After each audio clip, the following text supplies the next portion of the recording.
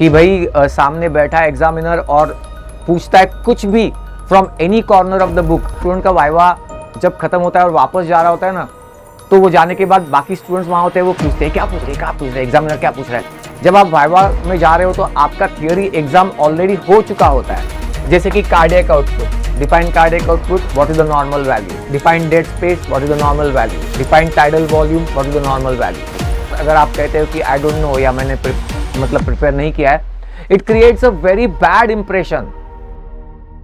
देखते हैं वाइवा। जैसा मैंने कहा कि वाइवा वोसी एंड टेबल वाइवा, ऐसे दो टाइप के वाइवास होते हैं। आपने 12th स्टैंडर्ड तक टेबल वाइवा जरूर दिया है ना, लेकिन वाइवा वोसी पहली बार ही आप फर्स्ट ईयर में आने के बाद फेस कर रहे हो कि भाई सामने बैठा एग्जामिनर और पूछता है कुछ भी from any corner of the book और आपको तुरंत आपको उसका आंसर देना है। तो ये तो थोड़ा सा डिफिकल्ट होता है। तो क्या क्या कर सकते हैं, कैसे आप वाइवा प्रिपेयर कर सकते हो, इसके ऊपर मैंने अलग से वीडियो भी बनाया है। This video is for the topics from the theory and from the viva. तो आप प्रिपेयर कैसे करोगे, आपको एक इंटरेस्टिंग स्टोरी बताता हूं, फिर आगे बढ़ते हैं। मैं वाइवा ले रहा था और एक ग्रुप था स्टूडेंट्स का, वो उस तरफ बैठे थे, दूर बैठे थे, और एक एक स्टूडेंट आके वाइवा देके जाता था। फिजियोथेरेपी की बैच थी ये, तो वो तो ऐसा सुपरफिशियली पढ़ लेते, उतना ज़्यादा डिटेल में नहीं पढ़ते।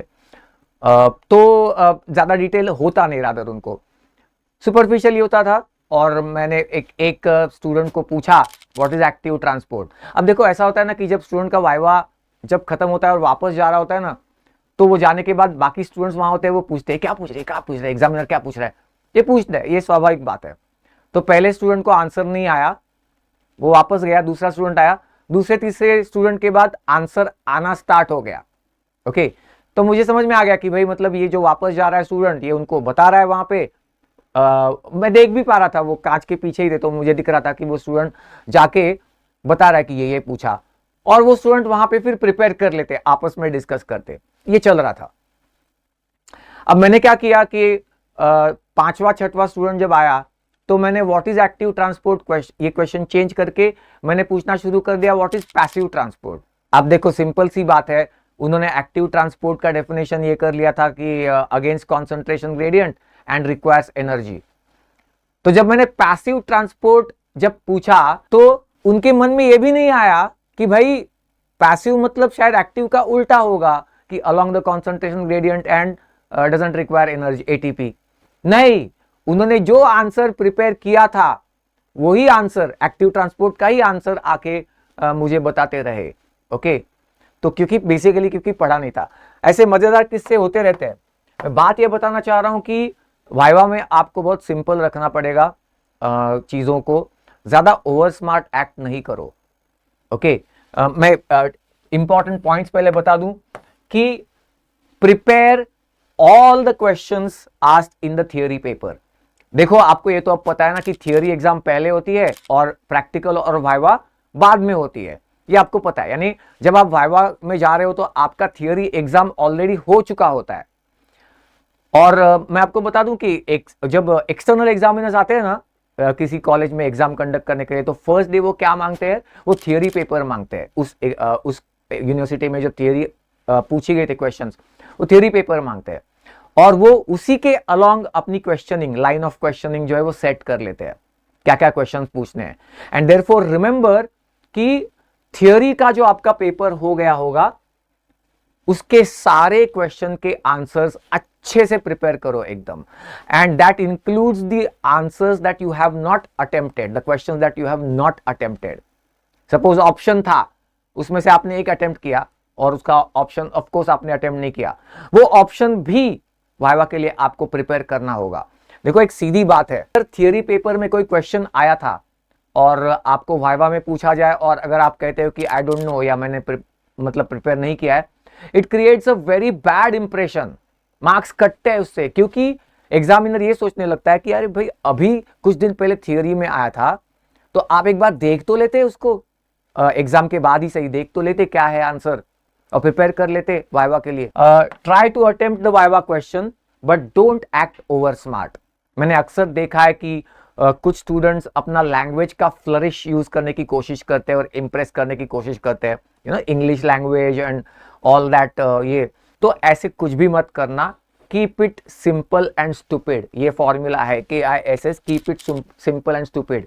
आंसर आपको पता है तो प्रॉपरली स्ट्रेट फॉरवर्ड वही आंसर दे दो, नहीं आता है तो आई एम सॉरी सर कह लेना, और so that you can go to the next question, rather than जो आपको ठीक से पता नहीं है वो अटेम्प्ट करते करते वाइवा का टाइम खत्म हो जाए, दैट्स बैड।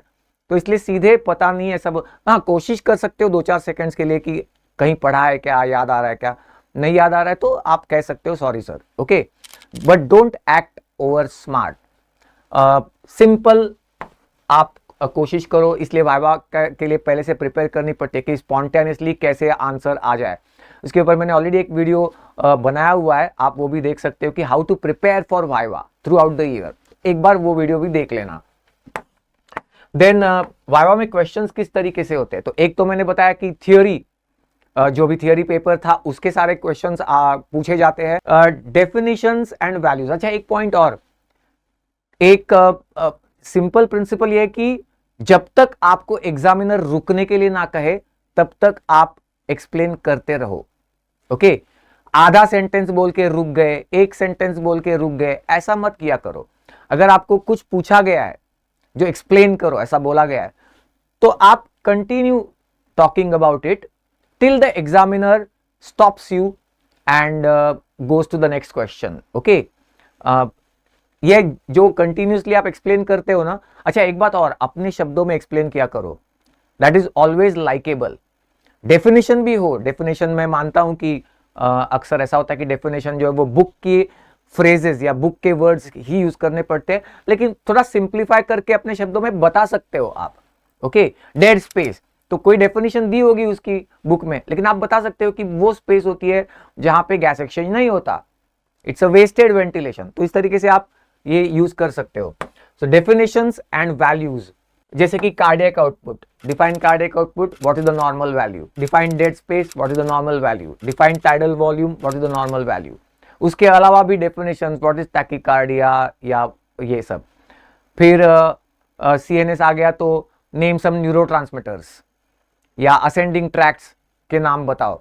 इस तरीके से नॉमेनक्लेचर, नाम, वैल्यूज, ऐसे क्वेश्चंस बहुत कॉमनली। और इसके अलावा most important topics from the theory, मैंने आपको अभी थियोरी के सारे टॉपिक्स बताए कि ये मोस्ट इंपॉर्टेंट टॉपिक्स है, ये सारे टॉपिक्स भी एक बार रिवाइज कर लिया करो बिफोर द प्रैक्टिकल एग्जाम, मतलब कि बिफोर द वाइवा।